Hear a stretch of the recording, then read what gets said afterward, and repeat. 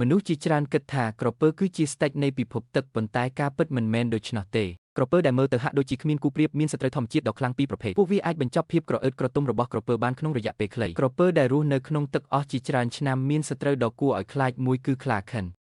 នដែលពូកែលាក់ខ្លួននិងរងចាំឱកាសនៅទីងឹតវាចាំពេលដែលក្រពើឡើងពីទឹកមកលើគោកហើយវាប្រហារភ្លាមនៅពេលក្រពើធ្វេសប្រហែសក្រពើដែលស្ថិតនៅឆ្ងាយពីទឹកប្រឹងតស៊ូវិញយ៉ាងអស់ពីកម្លាំងប៉ុន្តែខ្លាឃិនដែលមានជំនាញបរបាញ់ក្រពើប្រើបច្ចេកទេសប្រមាញ់ដ៏អស្ចារ្យដើម្បីសង្កត់ក្រពើឲ្យនៅស្ងៀមហើយអូសវាឡើងគោកដោយមិនទុកឱកាសឲ្យក្រពើគេចឡើយចំណែកឯសុបិនអាក្រក់របស់ក្រពើនៅក្នុងទឹកវិញគឺជាសត្វមួយប្រភេទនេះថ្វីត្បិតតែវាមានរាងតូចប៉ុន្តែមានទល់ឲ្យភាពល្អនិងរហ័សរហួនវាក៏ពូកែធ្វើការជាក្រុមផងដែរ